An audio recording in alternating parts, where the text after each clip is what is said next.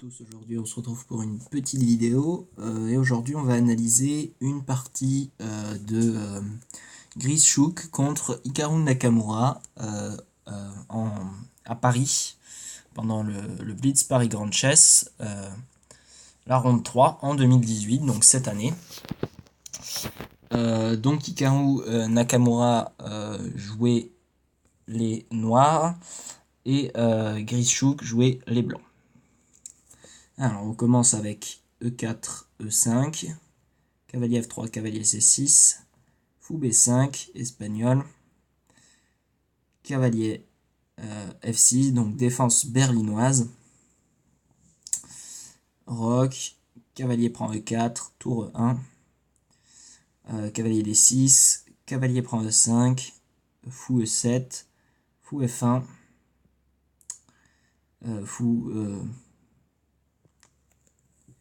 cavalier F5, cavalier F3, D5, D4, roc, G3, E8, tour E8, cavalier C3, fou E6 et cavalier E2. Donc c'est une des positions critiques de la berlinoise ouverte. G5, un coup agressif et positionnel. Les noirs empêchent l'interruption, l'irruption du cavalier E2 en F4.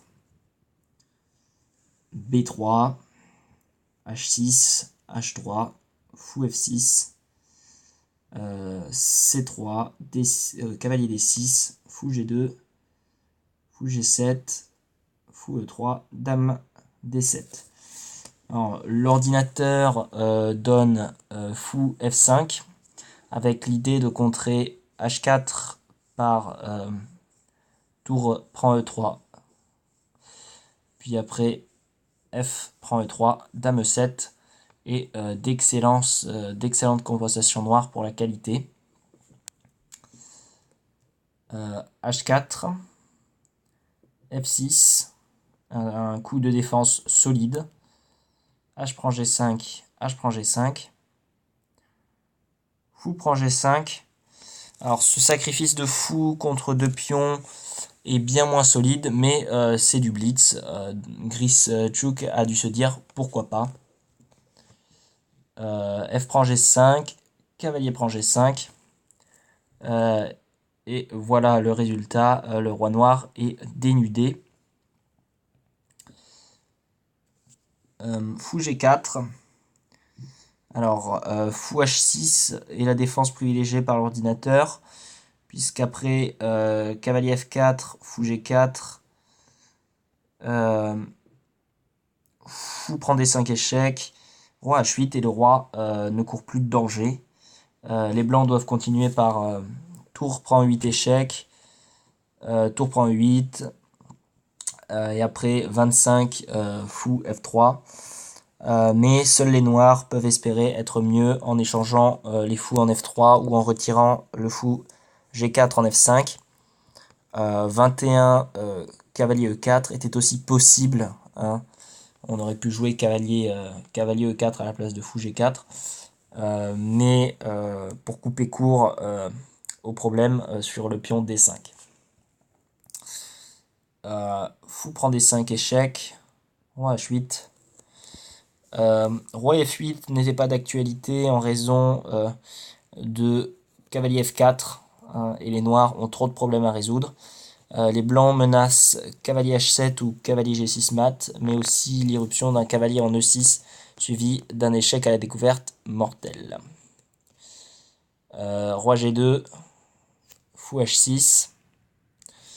L'attaque des blancs a échoué, ils pouvaient encore espérer s'en sortir avec la nulle, mais ils vont commettre une erreur décisive. Dame D3. Tour H1 échec offrait tour H1, il n'y a pas d'échec, hein. Tour H1 offrait de belles compensations, hein. Pouvait même amener à une nulle hautement probable. Fou F5, H1, Un craquage total des blancs qui abandonnent leur dame. Mais dame F3 perdait aussi sur roi G7. Les pièces blanches manquent de coordination, elles marchent les unes sur les zones. Et après, fou prend D3, abandon de Grischuk. Voilà pour cette petite première partie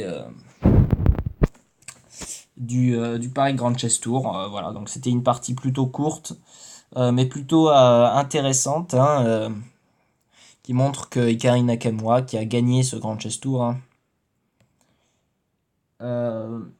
2018, était vraiment en forme et arrivait même à résister à Grischuk. Voilà pour cette vidéo, j'espère que ça vous aura plu. Ça n'a pas duré bien longtemps, mais c'était plus pour les joueurs confirmés pour présenter une partie. Voilà. Donc si vous voulez vraiment regarder la partie, je vous invite à re-regarder la partie depuis le début, hein, la vidéo depuis le début, en vous mettant un échiquier à côté de vous. Et comme ça, quand je parle, parce que moi j'ai analysé la partie et j'ai vu les problèmes tactiques, les coups qui auraient pu être joués. Mais je vous les montre pas parce que là, je peux pas bouger à la place des joueurs. Mais bon, je vous invite donc à prendre un échiquier et à bouger quand je dis les variantes qui auraient pu être possibles. Par exemple, juste là même sur Dame F3, hein, je peux pas bouger la Dame en F3, mais même sur Dame F3, les blancs perdaient avec Roi H7, Roi G7. Voilà, donc il n'y a pas de, y a pas de problème. Il suffit de prendre un échiquier. Voilà, moi je vous dis à la prochaine pour une nouvelle vidéo.